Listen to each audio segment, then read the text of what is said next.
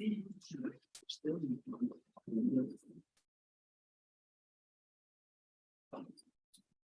like to call to order the Lacey Planning Commission meeting for April 18th. I will note there is a quorum here. And I'm looking for a motion to approve the agenda and consent items. So moved. Second. Moved and seconded. All those in favor? Aye. Opposed? Okay, public comment. The only person I see in the attendees list is Kathy Mercia.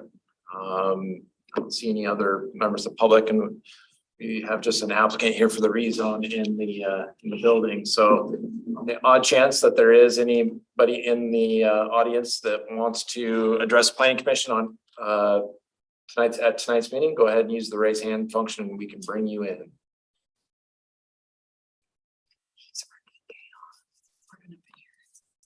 Going once, going twice.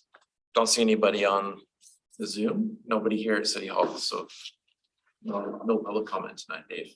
Okay, we will move on to commission member report. Shane, Nothing to report, thank you. Daphne, Nothing. Mark. Yeah, it's a small thing. I must confess, I've never been to the Depot District for lunch yet, although I think I'm gonna go this weekend because they've got the Home and Garden Show at St. Martin's, and I'll probably go with my wife before or after for lunch. But I read recently that it's becoming kind of a big deal, and that not only the food trucks are great and they rotate and so forth, but apparently there's music and other things that are going on there that are becoming quite popular. And I'm not sure who runs that, if that's the Parks Department or where that falls, but whoever's doing it is doing a great job. Great. We have, I believe it's a private contract with an events coordinator that puts that on. It's kind of a cooperative thing. It's led by Wesley Nguyen, our economic development coordinator, kind of in partnership with our public works department, who's done a lot of the improvements there, putting in power and other things. And then our parks department too. Our parks department maintains the actual depot building and you know, the actual park. So it's a good citywide team effort. So appreciate to hear that. It's working feedback. out well. I was just gonna report that Transportation Policy Board was pleased with the legislation on the airport situation. The legislature is funding another group. So the last group had no funding at all. And so it created a situation where it was difficult for them to actually perform the job that they were required to do. So should be interesting. Gail? I wanted to let people know here that I have accepted a volunteer position at the Thurston County Medical Reserve Corps. And it's a team of professionals that oversee disaster preparedness and things like that. And they also did a lot of planning for the COVID injection sites. And it's a little bit like Red Cross, and I've had some training in those kinds of areas, and they wanted me for the behavioral health background that I had because they didn't have anybody with psych experience on the team. So I decided to do that, and somewhat in anticipation of my moving to another city and I will have to depart from the planning commission. And I already talked about this and I regret that I have to leave Lacey because I like Lacey a lot. But I'll be on the border between Tumwater and Olympia, and the moving is going to happen in June. So I wanted to let you all know, and I'll be here in May, and to say bon voyage or whatever. So We there might we have are. a little Lacey UGA over there, don't we? Might as well. It's probably one of those areas where like people in Tumwater are next door to the people in Olympia, you know. Well, Rick already said he knew some great people at Tumwater. But I think I'll focus on this Thurston County medical thing, and that'll be what I'll do in the Good for you. meantime. Yeah, well, thank you. And this has been a wonderful experience. I was just noticing, I still have the initial letter from 2016 when I joined. So I've been here a while. So that's my story. Sure, I just wanted to comment on this particular project that's been going on in Meridian campus. I remember in a previous meeting where there was a discussion about that project.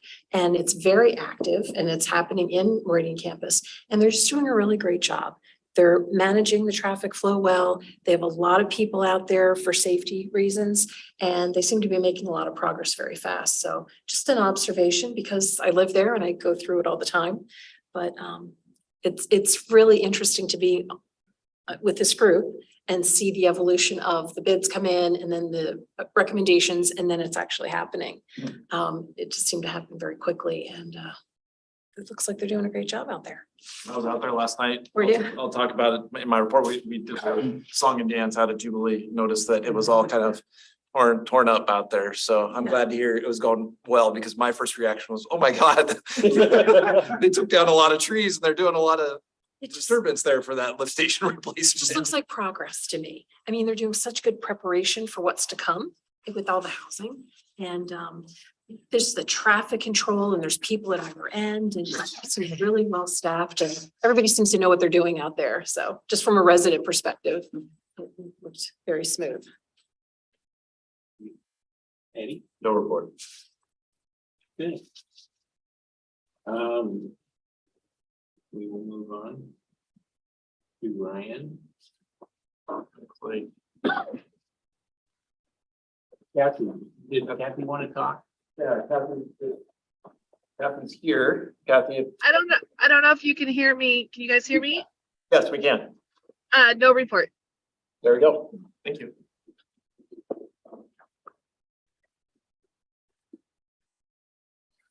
Department report? All right. So at the last meeting, I mentioned that we were doing a bunch of hiring, especially our housing coordinator and our climate and sustainability coordinator positions. We're closing at that point.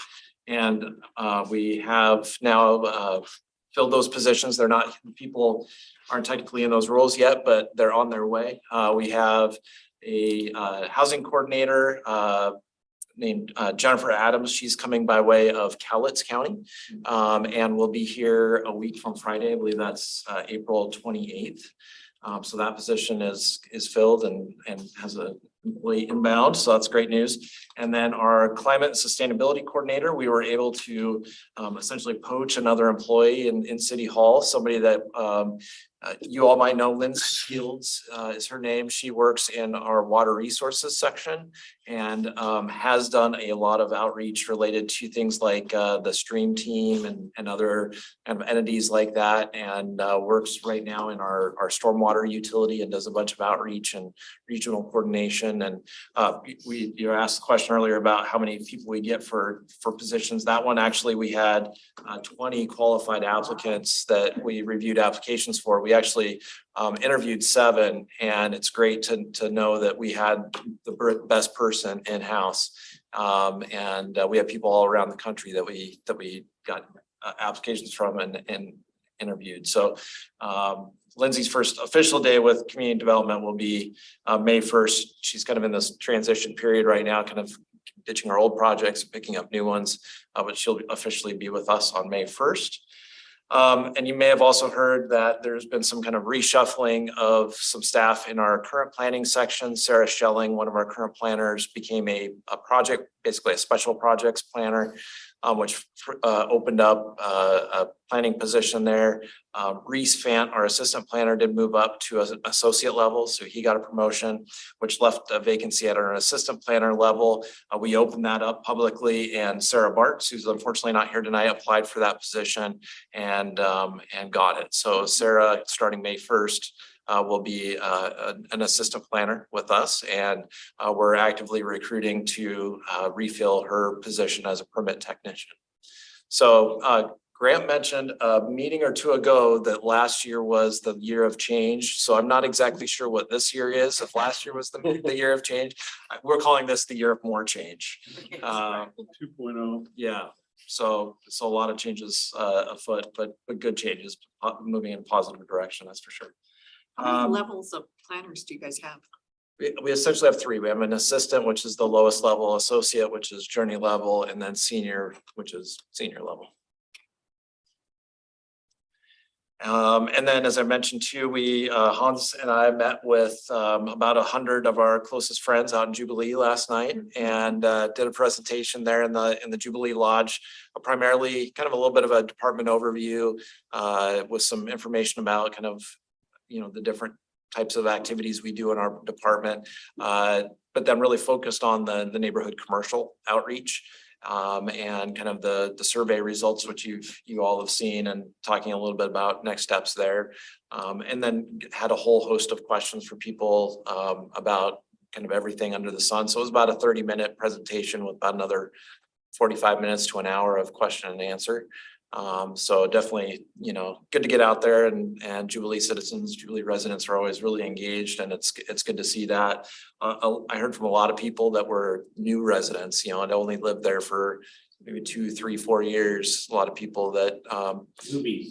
yeah. So, good to hear that we're, seeing new faces and that they're interested in what's going on in the city. And a lot of, I'll say it too, a lot of positive comments about the city of Lacey. And we tend to hear a lot of complaints especially when it's related to new development and tree canopy loss and traffic and heavy trucks and those kinds of things. But we heard a lot of positive comments last night. Some really good feedback on, how we plan for growth, make sure our infrastructure is in place before the growth happens. Good feedback on how we're handling the homelessness situation, and others. So it was a very positive, left with a good positive vibe after that, which isn't always the case when you go out to a community meeting like that. So it was really good. So I think that's the end of my report. Okay. Any questions for Ryan? I don't think he's got any time to answer any questions. Probably not. Okay, we're gonna move forward to new business. The Gwynwood Retreat Center Comprehensive Plan Amendment. You want to come up? Application. Yeah, so I'll introduce Kate Ayers. Kate is a representative from the Gwynwood Retreat Center and the applicant for the rezone, the comprehensive plan amendment and rezone application that's in front of you. The property is actually owned by a conglomeration of different churches that Kate represents kind of the ownership of. And so she's here kind of acting as the representative on the application. And this is the purpose of tonight's meeting, is really just an early briefing prior to the public hearing to get more information on the comprehensive plan amendment and rezone application, but then also to have Kate here to talk a little bit about the ownership's kind of future plans for the property and what they're kind of envisioning, and how this application more closely matches their vision than what the current zoning allows.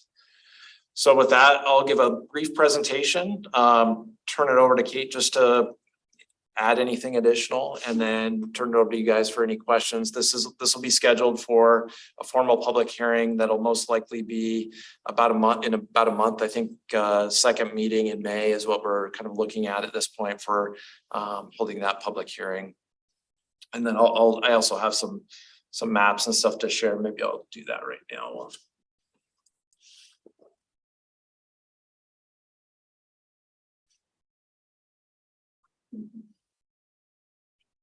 You guys probably recognize this slide. This was from the joint meeting when this was added to the actual docket. So maybe some context there about the current zoning at least. So as you all are aware, the Growth Management Act allows us to amend our comprehensive plan once per year. This was the only private application that we did receive, and it was added, as I mentioned, to the Plan Commission's work program back at the joint meeting back in February. So this is a request to rezone about 7.5 acres. So it's this orange area here that is shown on the map. The application is from high density residential to open space institutional. And this is about 7.5 acres of a total property ownership of about 28 acres. So this property is located at the end of Hicks Lake Road on the very southwest corner of Hicks Lake. So if you take Ruddle Road and you're going to the boat launch or Wanchers Park, this is the road that would get you there. That's Hicks Lake Road. You come down 30th Avenue and come into the entrance to the Gwynwood Retreat Center here. So the purpose of the request is to consider rezoning the property to open space institutional. As I mentioned, it's high density residential right now. And the idea is that it is more in line with the kind of the future plans of the ownership there at the Gwynwood Retreat Center, and also provides a little bit of a buffer between some of the development that will occur here in the near future and some of the environmentally sensitive area to the south. So the existing high density residential zone requires a 12 unit minimum per acre density. So 12 units per acre is pretty much all that's going to be multifamily. So single family residential is usually developed at about 6 units per acre. 12 units per acre is going to be, you know, kind of like a duplex, triplex, or larger kind of development. As you're aware, I think the Hicks Lake multifamily, these are large multifamily projects, garden style apartments there with amenities to the north. So the high density zoning district does allow, so the Gwynwood Retreat Center right now it's got a lodge building with several outbuildings. It does allow those uses to continue, but the high density residential really requires, as I guess the name implies, high density residential. And so any development would have to conform to that zone, which wouldn't necessarily be appropriate for the use that's out there right now. That open space institutional designation would be more appropriate for the current future use of the property. As I mentioned, the open space institutional zone could provide a transition to the environmentally sensitive area to the south. And I'm actually going to go to the next slide. This is the aerial photograph here. You can see there's 30th Avenue, Hicks Lake Road comes kind of north-south here. This is the lodge, and then you can see the outbuildings here. But this is also a large wetland complex that connects between the southwest corner of Hicks Lake and goes all the way kind of out to Ruddle Road. So it's a pretty important wetland complex that serves this area, and to have open space institutional here instead of high density residential can be more of an environmental amenity there. So yeah, the little bit about the transportation and utilities. Transportation wise, Hicks Lake Road and 30th Avenue Southeast. So Hicks Lake Road here and 30th Avenue Southeast are basically local access streets. There are very little improvements on either of them other than 2-lane paved roads. However, there's one bit of sidewalk improvement at the Donegal Hills subdivision, which is on the west side of Hicks Lake, a little bit further to the north off the screen there. As properties develop, they are required to dedicate the right of way and ultimately develop the improvements, things like sidewalks and bike lanes and those kinds of things, consistent with their project approvals. So as those properties to the north on Hicks Lake Road, those multifamily the two that have the approvals, as they develop, they will have to install their improvements, sidewalks and those kinds of things on the east side of Hicks Lake Road. So Hicks Lake Road will be improved in the not too distant future associated with those two projects. 30th Avenue is relatively unimproved outside of an existing paved area that provides access to, I think, this house here and then the retreat center. City utilities are available on the site and would be further extended at the time of any type of development. Water lines come down into Gwynwood from 30th Avenue. There's a six-inch water line that comes essentially right down 30th Avenue. The water lines on the Gwynwood site dead end in an 8-inch line. So most of these buildings are connected to city water. Sewer service is provided by a small diameter grinder system. So a grinder system is essentially one, and so it's basically a chopper. It mills the solids into a finer liquid that can then go down a small diameter sewer line.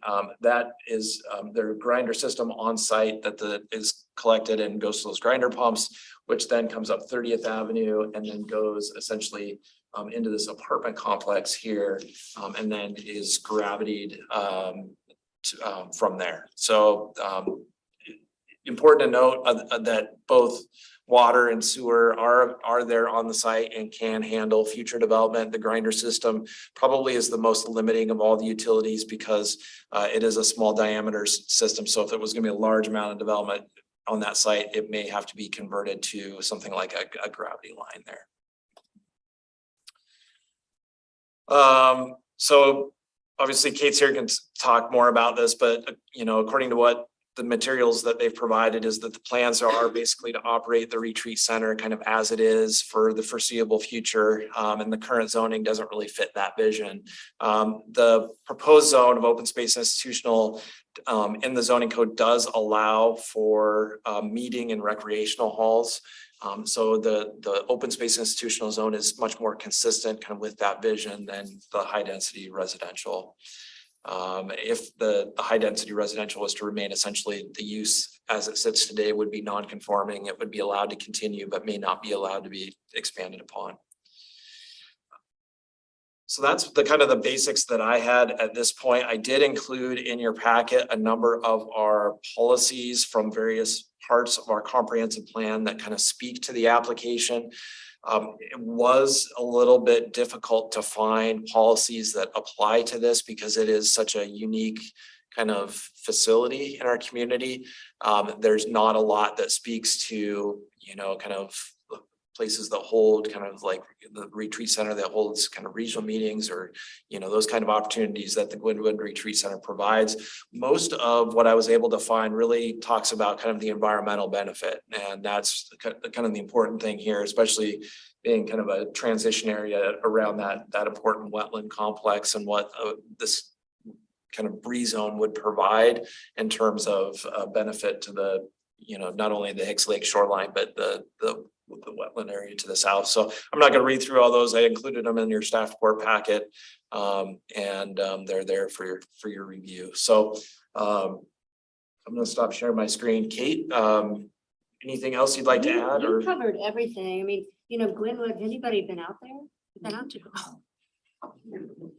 It was a private home, then the Red Cross took it over and Girl Guides used it during the war as a training ground. And then it was purchased by these 28 churches in Western Washington for a camp. They still own it, but now it's a nonprofit that is a retreat center. And so it's open to anyone and we have all kinds of retreats there. The goal that we would like to do is maintain that. It's rustic. Most of our buildings were built in 1947. So I put in internet a few years ago. So we want to keep that rustic charm with it. And so we want to preserve what we have there. And that's it. We don't have plans to expand or build anything else on that property. We want to keep it where it is right now. Got a lot of wildlife there that we'd like to maintain. And of course, the wetlands does kind of scoop around our property on 3 sides. So we just want to protect it all. Come out and visit us. Have your next meeting out there. The state rents occasionally Yeah. there, and I was a presenter. Yeah. Back when I worked for the state, and I was in the midst of this fabulous talk I was giving, and the deer were walking by. I had not a chance. to- Right, oh, right. Right. It's gone. So it's quite lovely. It is quite lovely. It is on a clear day. We have across the lake, we see Mount Rainier. It's such a great selling point. On a clear day. Is it day use or is it? Both. We have both. Some of you couldn't see, we have so many trees that we have some cabins there that people can rent. We've got a conference center in the back, which is completely self-contained, and then the lodge up front. So we've got several different areas that people could be on the grounds and day use or overnight. When was it zoned high density residential? It was, yeah, so that was about 1994 is when those properties were rezoned to the high density residential. So I'm not sure about the relationship of this property to Gwynn Hicks. Gwynn, did he own He the property? originally owned that property. That was the private home that was on there, kind of a retreat. I mean, think part of his family lived in Tacoma. They would come down and spend time. And then, yeah, so he originally owned it. I think his son took over. I think a grandson was part of it for Okay. a while. And then So Gwynn Hicks obviously was a relative, I think, probably of the Hicks family that Hicks Lake was named after, and owned that property as well as the properties to the north that were now part of the apartment proposals. And in, I think it was 1994, our first Growth Management Act related comprehensive plan, those were rezoned. I'm not exactly sure what the previous zoning was, but they were rezoned to high density residential. And the idea is that Gwynn wanted to basically, inject additional value into his property, and so saw that in order to do that, the highest and best use was high density residential, because essentially you could get the highest number of units on those properties. It also provided some opportunity for the city, because we have really no other properties other than these that have kind of a multifamily opportunity along the lakes. All of our lakes really, because we have relatively few undeveloped properties, and the lakes, whether it's Hicks or Long Lake or Pattison, pretty much all developed around as single family lots. And so this was one opportunity that we could have that actually had kind of multifamily parcels available that could be located on the lake. So there was some benefit to that as well. And then, the idea is that, those are all developed on sewer, so they're set back farther than from the lake than a single family residence would be. And so there's some environmental benefit to, doing multifamily instead of single family, all the way down to the lake edge. What is to the south of the wetland? Not that it's particularly. Patterson Lake, feeds into Patterson Lake. Yeah, not that direction. If I can go, maybe pull back up. I don't know if my aerial goes far enough to the south. Yeah, So south of- this leg of the wetland actually goes to Ruddle Road out Uh-huh. here, and it kind of ends. But there's a connection kind of this direction that goes down to Pattison. Okay. So originally, these wetland complexes were all connected, because what was happening was, or all the lakes were connected through these wetland complexes, because the area was being logged, and the headwaters of the logging was actually here at Hicks Lake. And so there was an interconnected system that started at Hicks Lake, went down to Pattison, down to the south. And then came up through Long Lake, and then through Woodland Creek all the way out to Puget Sound. And then once the logs were put out into the sound, they were then put on trains, which were at the very end of the Chehalis Western Trail now, and then trained down to the south. So it's kind of an interesting little bit of history there that, where kind of this all started was logging. And so that's why those wetland complexes probably existed back then, but they were part of that logging connection that went from Hicks to Pattison to Long and then out to the sound. That's kind of the original thing. South is like 37th Lane. So it just gets into some like residential development. Residential, okay. Yeah. Are all your buildings connected to sewer? no. You're on a septic system? The buildings that have water, yes. I mean, when you say all our buildings, Yeah. obviously, we've got buildings that are just Storage. storage or Right, just a right. meeting space, so. But residential where people are living, where there are restrooms, they're on sewer? I think so. I don't know that all of them, I wish I had my maintenance manager here, but Which is rare, because there are a lot around most of these lakes, most people are on septic, and since that was as been as old as. we're not on septic. I know that. We're not on that. So it's- Yeah, and that's consistent with what I was able to find with that grinder system on site, so.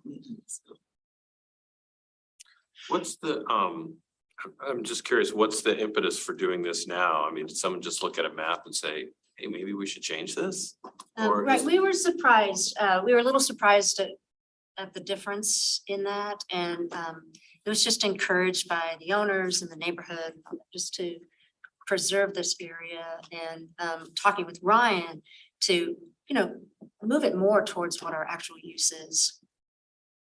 Yeah, so we met, boy, I don't remember exactly when this was, maybe October, November, at some point. I met with Kate and a number of the neighbors out actually at the lodge there at the retreat center and kind of go through their options. I think the way this kind of came about was I think a lot of the residents were actually surprised that these properties were zoned high density in the first place, and learned through the process that the best place to have input into these processes is early on. It's when we're going through the rezoning processes or the comprehensive planning process, not so much when you have the application for the apartment complex in front of you. Or the gas station, yeah, very comparable, learning events there. And so they came to me and said, hey, we've got this other property that this group doesn't want to develop. Is there a way that we can kind of somewhat preserve this, but also allow them to, do what they need to do with their property in the future, consistent with their vision? So we talked about all their different options and came up with kind of this potential open space institutional zone as the way to be able to do that. So, so this is not, not only does it come from Glenwood, but it comes, with the support of the neighbors out there, kind of feeling that okay, well, we, shame on us for not knowing about these other two, but now that we're familiar with this, we know, what it's about. We want to make sure that we don't just allow a high density zone to continue. And then maybe the churches say, okay, we're done, we're going to sell. And then the neighbors are saying, okay, well now we've got another apartment complex going in there. Yeah, which leads me to my question. When we have our public hearing about a month from now, do you think, is there going to be anyone that is going to be critical of this? Critical? No, not that I know of. Okay, so we're not going to be getting any questions from a developer or something like that? This Not is that I a know of. popular idea. Definitely from the neighborhood, Yeah. definitely from the neighborhood, yeah. Well, it's said that you're gonna publish it in the Olympian and then you're gonna mail or you have mailed to owners within. I'm assuming that's a big enough scope for communicating something like this. Yeah, it depends on the project. Sometimes in the past, the bigger rezones that maybe are a little bit more controversial, we've done like a Zoom webinar. We've hosted those before that we've done, way for people to get information on that way. For something like this, we feel like that it's relatively, it's kind of like a down zone. It's going from something that's much more intense to something that's much less intense. It's something that is kind of consistent with the vision of the property owner. It's going to appease the neighbors. So we feel like that's going to be kind of adequate. We'll probably do, some social media and those kinds of things just to let people, know generally that this will happen. But I don't imagine that we'll do like a Zoom webinar or something like that, because there probably just wouldn't be much interest in this. It's not something that's necessarily going to be very controversial. Nobody's gonna aspire to be a future tenant in that apartment building that might be built at some future point in time and then come in and Yeah. kind of thing. I just don't think that's happening. So, yes. Is the area open other than to people who are at the retreat center? It's just open. It depends. It depends. Like right now, we have a Buddhist group that's there for 7 days and it's a silent retreat. Sure. So then You're closed. we keep an eye. Yeah. I would say many neighbors, we've got a lot of people walking their dogs. We've got some people who Sure. come and fish off our dock, and we're fine with that. As long as it's not something like a retreat that, Yeah. know, No, I think that's true. so sure. We have a playground there that draws some of the children from the apartment complex behind us, so. Just to look at this very quickly from the other side, and I am mostly in favor of this whole thing. It seems like the right way to go, but it does feel like this is also one of our last high density green fields where we could build something in it. Looked like from the numbers, that's like maybe 100 or so units that are not gonna be able to be built. Right. How does that affect our housing crisis? Like, does that make it significantly worse? Is it a drop in the bucket? What does that do to the? You know, from our perspective, and we'll maybe dive into this a little bit more deeper when we go into the actual staff report for the public hearing. But, you know, for us, it's kind of a drop in the bucket kind of thing. So, you know, if this property was to be developed, it would be probably about 100 units.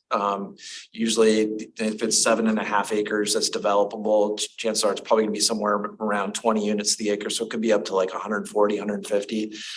They're all gonna be market rate, and they're all gonna be at the very top of that market rate because they're gonna have lake views and those kinds of things. So it wouldn't be affordable. It would be, you know, at the very higher end of the market rate.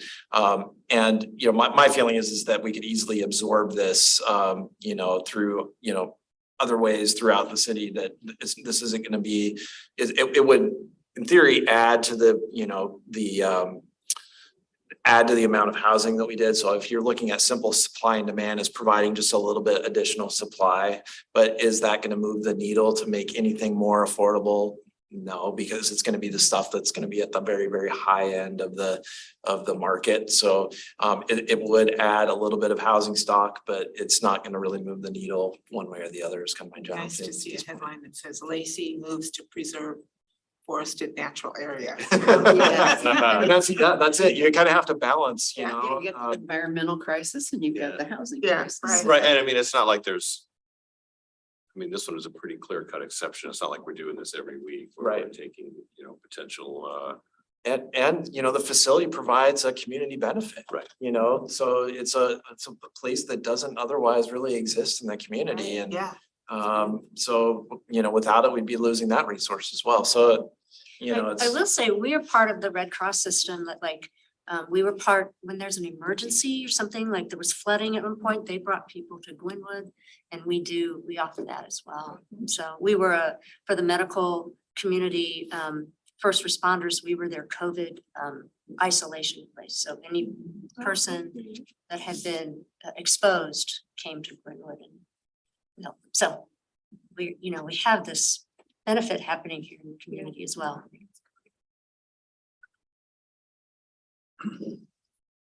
great. Okay, any more questions? Now it's your chance, although we'll have plenty more. So like I said, we'll be back, public hearing in about a month.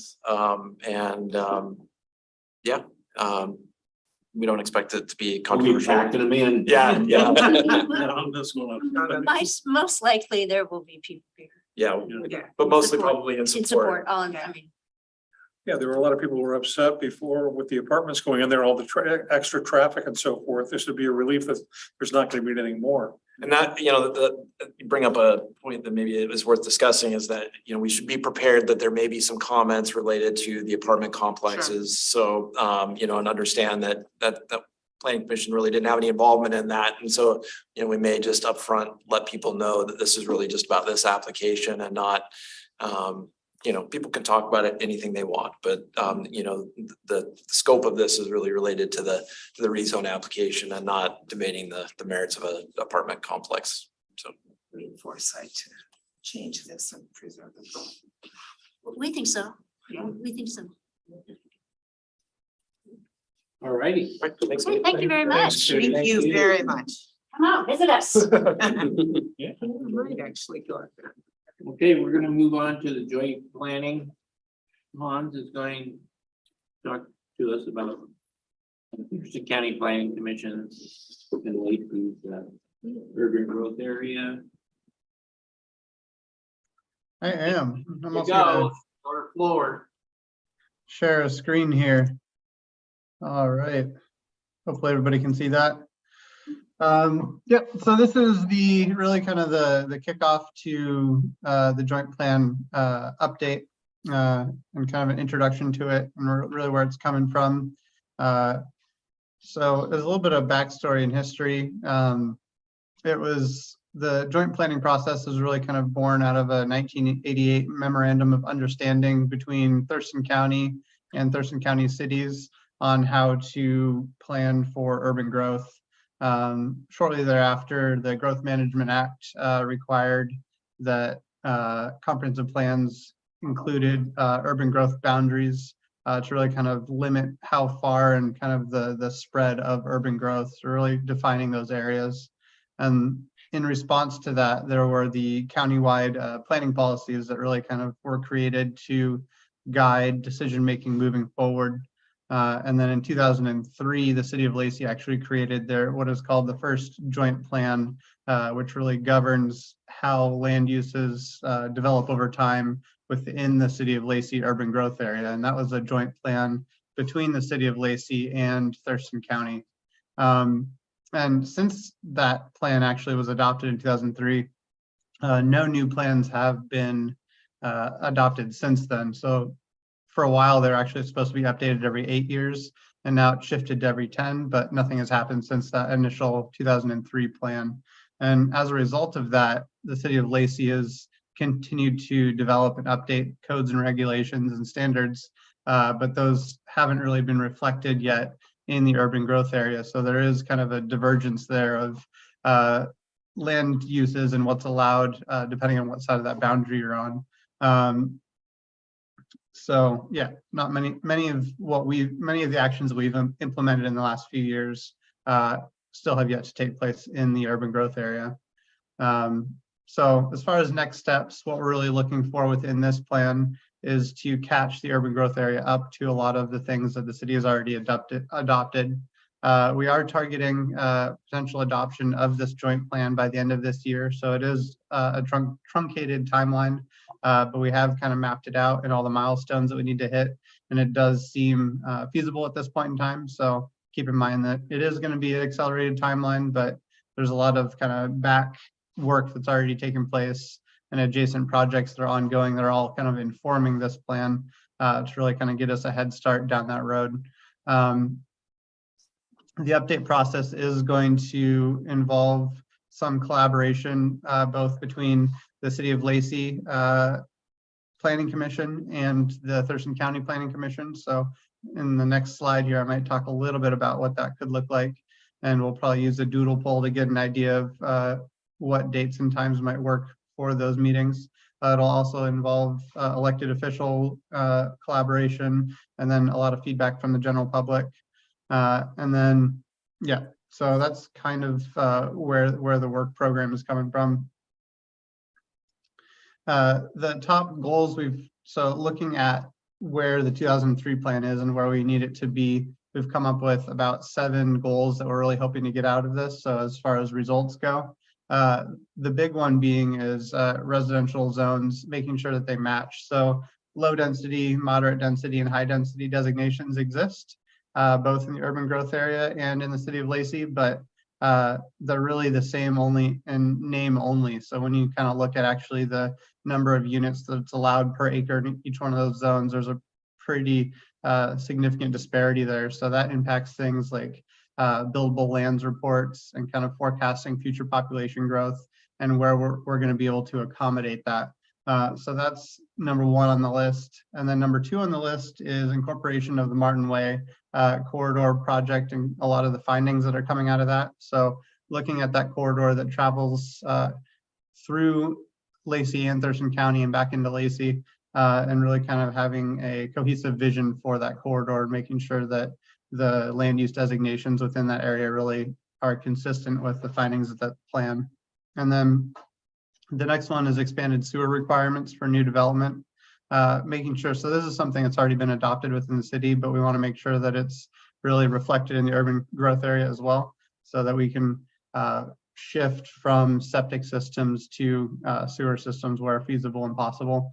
That is going to involve a pretty expansive look at the sewer systems that are, or the septic systems that are out there. The Lacey urban growth area is identified as the portion of Thurston County that has the most septic systems that are at some point need to be converted. So that's going to be its own probably project that we need to look a little bit more at. And then agricultural zones is another one based on the zoning types that are out there. there are pressures on the existing agricultural zones to convert to other types of uses. So making sure that those are done in an intentional way when sewer services are available. That's another one that we wanted to pay attention to. And then revised urban holdings within the Pleasant Glade and McAllister geologically sensitive areas. So right now, those are two different locations that are difficult to provide sewer access to. So looking at ways to either transition those to sewer or place them in some kind of urban holdings designation where they won't develop further until such a time when sewer is possible to provide out there. And then the last two are incorporation of the 2018 pedestrian and bicycle plan. So that was a plan that was completed for the city of Lacey and the urban growth area, but it has yet to be adopted into the joint plan. So making sure that the work that was completed as part of that plan is really reflected in the joint plan as well. And then there are a couple, number 7 is a couple different rezones that have been proposed in the urban growth area, but have been kind of on hold until this joint plan is going to go through, so that at time of rezone, they are rezoning into the zoning designations and the codes behind them that are consistent with the level of development that we're looking for. So those are kind of the big topics that we're looking for out of this joint plan. That's also covered in the story map that will be going live in a little bit here. And it's discussed at length within the initial draft that I believe all of you have a copy of. So looking forward, we have pulled together a kind of a working timeline between now and the end of the year, or specifically December 12th, which is the final opportunity for action from the county to adopt the plan. So kind of working backward from that date, we've broken it out into a couple different phases. So the May to June timeline is when there's going to be a lot of collaboration and joint planning between the two commissions, both Lacey and Thurston County, to really kind of look at drafts, provide feedback, make tweaks and recommendations, and really kind of work at getting the draft to a place that we feel positive and comfortable about it. And then there's also going to be some public hearings there. There will be legal review, CEPA notice that all take place in that July timeline. And then after that, it'll be transitioning more to Thurston County Board of County Commissioners. They've already completed this process with the cities of Tumwater and Olympia. And based on the timelines that they developed through that, this August through December timeline is about how long it took for both of those processes as well. So this is kind of what we've mapped out to mirror the results of those updates. Yeah, that's kind of what we're looking at. This is still just a high level. We're going to be coming back again to you guys here shortly with Doodle Poll to figure out some dates that might work for joint work sessions between our commission and the Thurston County one to look at the draft and provide recommendations and feedback. And then also some other opportunities for public comment, public hearings, and other community engagement. But I think that's everything I have for you guys today. Do you have any questions? So through the 3 cities, we're the city that has the most urban growth areas, correct? That is correct. And you mentioned something, I can't remember the percentage, but we have the highest number of people that are on septic. In our urban growth area. Yeah, that's correct. Does that relate to the fact that we're so far from lot? Do you think there's a relevance between the fact that Olympia and Tumwater, I mean, it's distant still, but they're much closer to lot in that facility than we are here? I think originally it was probably that way, but if you look at the maps, it really is the age of the development more than anything. Because certainly there's, there are now properties that are at the very edge of our urban growth area that are connected a lot versus those that are closer in that are not. And it most has to do with the age of the development. So a lot of the development that was done in the 60s, we'll say early 70s, Tanglewild, Thompson Place, the Seasons, Meadows, some of those places they were developed, they had essentially like private water systems with septic, because that was, pre-GMA, anybody caring that, that wasn't the most responsible way to do development. And so those were permitted a long time ago. And now, the risk is not only are they on septic, but they are amongst like their old septic systems. Yeah. Yeah, and our, our ground, all of our water that we get in Lacey is groundwater, right? So you have an aquifer that perched on top of it is, the highest risk septic systems in the county. So, the council has taken on a septic conversion program. They've rolled that out to, I think they're kind of working on about the third one that I can think of right now. They started with the Tanglewild East subdivision, kind of next to Costco out in Hawkesbury, behind the old Hawkesbury Inn, I guess, which is like Chick-fil-A now, behind Chick-fil-A, so they converted that. The second one would have been Capital City Estates. And that one was right on our well. We had a well down there that was actually getting high nitrates because of the amount of septic systems in the area. And then the third one is 32nd Avenue and Eagle Drive in Northeast Lacey, called Tolmie Estates. It's a community septic system that was put on notice that by the Department of Ecology, their community system was failing. And so their city's coming in and extending that now.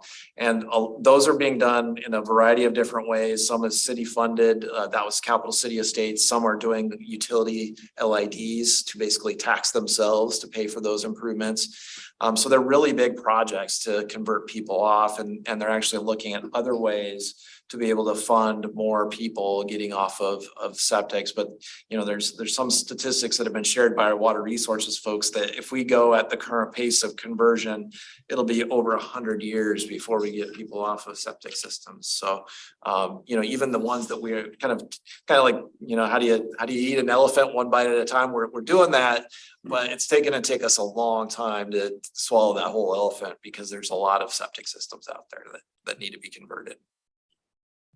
Where does this fit in when we had the joint meeting with city council and discussion like with the mayor and all of that about, more consistency between the county and such? Where does all this fit in with that? Hans, you want to talk about that? Yeah, so this is a significant element of that, and this is really kind of providing the backbone that everything else is going to follow. So this is really where we get the urban growth area to catch up to even what our 2016 comprehensive plan is. I know that we're going to be here shortly going back out for the 2025 comprehensive plan, but right now they're still working off of code from the 2003 plan. It's very dated at this point. So their high density residential districts are actually developing at or below what our low density residential districts are within the city. So issues like that are really becoming more and more apparent as we're looking at kind of future growth potential and where that's going to take place. So yeah, this is really what kind of lays the groundwork for that. And then what will follow are kind of the zoning designations and policies that are going to enforce that. So it's consistent whether or not you're in the urban growth area or within the city. Question with regard to septics. I'm in the county and we're told to have our septic systems inspected every 3 to 5 years. I think there's a record kept of that. Does the city have a different requirement there, people in our own septic? And if they're not keeping their systems up, if they get a malfunctioning system, is there any kind of way to enforce the rules?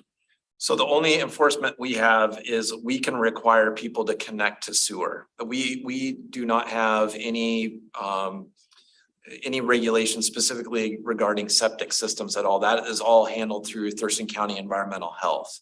So the health department is the one that actually regulates, requires inspections and those kinds of things. And so the hook that we have is that we can tell people you need to connect to sewer. If sewer is available, you need to connect. And in fact, the health department, if they get an application for a septic system, they'll actually come back to us and say, hey, these people applied for a septic system. We want to check with you to make sure that there's no sewer available before we permit it. So everything is coordinated essentially through the health department when it comes to septic systems. Our role is we are, you know, a utility provider that has sewer, so we can require people to connect to that sewer if it's available. But you know, we can't tell people that they need to check their septic systems more often or anything like that. And we're finding that it's the same thing even with the county, because a member of the lakes who have been facing with, you know, the blue-green algae blooms and so forth, believe that one of the causes may be malfunctioning septic systems. And there's just no teeth in the regulation to be able to enforce it. And first of all, you've got to find out, you know, who it is. And oftentimes, I mean, there were years ago, people were putting in drain fields that were between their house and a lake. And if they're leaking, I mean, there's ways of, there's markers and so forth that you can use, but we need an enforcement agency. I have a question too. When you do require a community to transition over, is there an obligation by the homeowner to certify proper abandonment of the septic? So yeah, so all the projects are done as a capital project through the city. And so that's a city, those are all city managed projects. And so when those happen, they come in and essentially either take the septic system out or they fill them with gravel, those kinds of things. So those are all done on every lot as they're essentially connected to sewer. They abandon the septic system per, you know, the health department's requirements, and that's overseen by like a city inspector that makes sure that that gets done properly. So, but yeah, Mark, I get, you know, what you're saying, and you know, so that's why we have the requirement. If sewer is available, you need to connect. And in fact, now our shoreline regulations require that if you're within 200 feet of the shoreline, you have to connect. And we wouldn't issue a permit even for a house if it wasn't on sewer. Granted, we've basically got every lot developed at this point, you know, especially all the single family lots. So, you know, there's not a lot of Sewer regulations went passed at the state level probably 10 or 15 years ago, but there was never any funding to support the enforcement of that, right? And so it's very, and you know, there's a million of them out there. And there's, if you don't get it inspected for 15 years, nobody's gonna come after you. Yeah, It's I think just around your Long responsibility. Lake and Patterson Lake, about 95% of the homes are on septic system. Yeah. Which is scary if you really stop and think about Yeah, it. it's very scary. So one of the reasons I think, and maybe I'm oversimplifying it, but one of the reasons the urban growth area is growing population wise is people can buy homes. And so, you know, it does, that's the soapbox I continually get on, is the opportunity to buy a home, whether it's a tiny home or a larger home or has a ADU or whatever. But, you know, if I'm concerned that the opportunity for home ownership with some of these changes will be now lost to even urban growth areas. And I think that's a need that planning needs to do for people living in Lacey or moving to Lacey, is we have to provide those ownership opportunities and not another multifamily apartment complex that is owned by somebody making a profit. And so I'm concerned. As an urban growth person, that's where I went, you know, kind of thing. And probably most of the people we know own homes, and we're denying that opportunity to people by making too many changes in the urban growth area. So the challenge is, you know, we definitely understand the perspective, and you've made it clear, you know, on multiple occasions. times. But it fits here, it fits Yeah. here, so.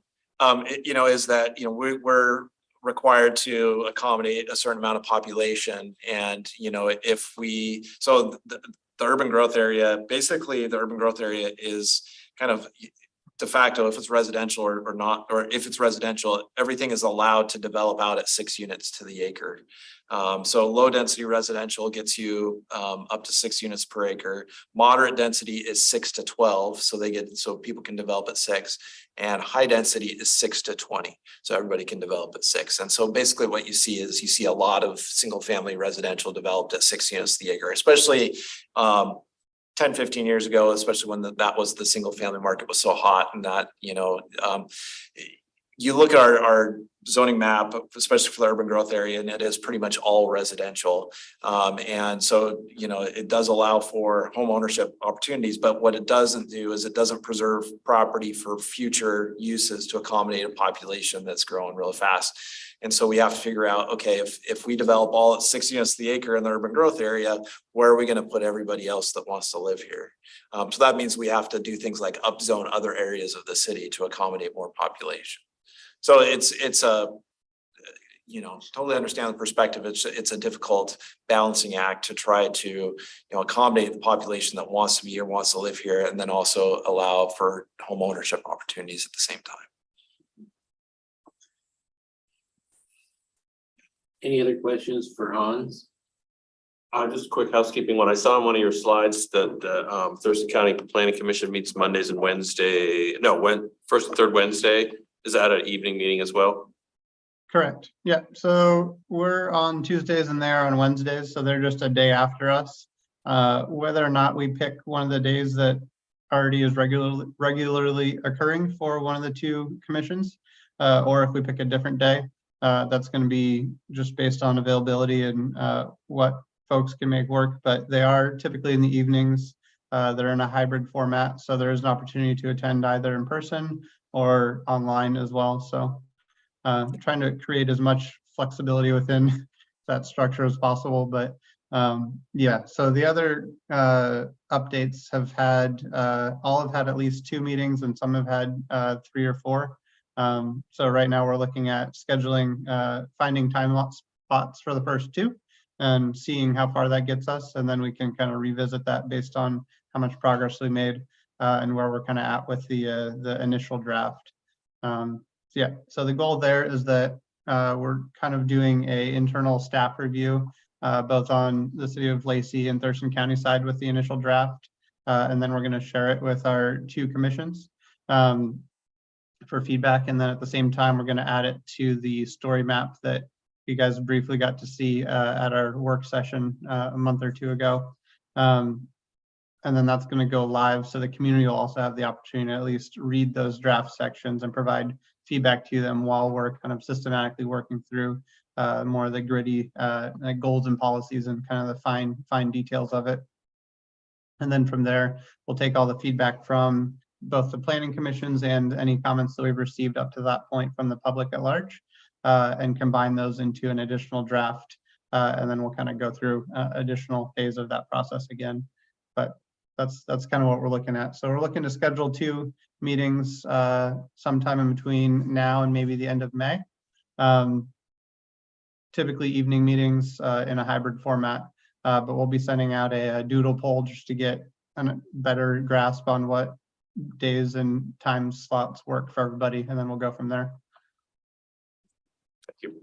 Thurston County too. I think Thurston County will host these meetings, right, Hans? That's kind of what we talked about. And they're now located, the Atrium building, their new building is there on Pacific Avenue. So it's not too far away. Good news is we don't have to go back up to the courthouse or somewhere like that anymore. So it's fairly close by and easy to get to. So there's an advantage there. All right. Any old business we want to talk about? Communications and announcements. Our next meeting is May 2nd. Right here. But it could be changed maybe? It could, yeah, stay tuned. It could change. Chances are we'll probably at least have a meeting for a public hearing next month, but we may have, start the process with the County Planning Commission. So stay tuned, look out for that doodle poll so that we can let people know. Just generally, what people have conflicts if we moved it a day later, Wednesday, if we went from say, Tuesday to a Wednesday, is there people have anything standing on a Wednesday evening. Yeah, Wednesday is like the most popular meeting for everybody. Tonight, so. Be nice if we could sort of, this group could be here and that group could be there. If we're gonna do a hybrid meeting and maybe do it that way so that we're together in one location, not together with them, but together as our group, and then, I don't know. I think the plan is at this point that anybody that's gonna be in person will be all in the same. All in room. the same room, okay. And so, and then anybody hybrid is gonna be, in the virtual, Zoom. In cyberspace. Yeah, and it's a good opportunity too, to have discussions with the Thurston County Planning Commission and kind of let them know some of the things that we're been working on and collaborate that way. So, my suggestion is if you can, attend in person would be great. It's gonna be a fairly large group because we have 9, I believe they have 9 as well. So if everybody's gonna be in person, that's gonna be a pretty large group, but yeah, it should I be. missed it. Where do they meet? The atrium, it's like Pacific Avenue across from like the co-op. Used to be the liquor control board building a couple years ago. Right next to Green Lady. I was just gonna say. What? I was gonna say intercity transit, but. Yeah. What's their, do they have like a geographical? Or are they just? They do. from the They're- county, or- They're appointed by their commissioner, so they're made up of 3, they're 3 different from each districts, district. 3 from each district. So are they gonna like blow up and add more with the commissioners? I don't know. That's not something, that's not my problem. I had to worry about that, so I don't know how they're gonna handle that. It's a good question. I think generally planning commissions are limited to 9 members. I'm not sure if that's, 2 would make it 10. I'm not sure if that's state law or what, but they may have to get rid of the planning commissioner by districts if they go to a larger commission, would be my guess. Yeah. That'll be a little weasel to me with 15. That'd be Yeah, a lot of we're not people. number Wow. 9 of us. You'd never get a word in Yeah, edgewise. So with those comments, we are adjourned. Thank you. Bye, Hans.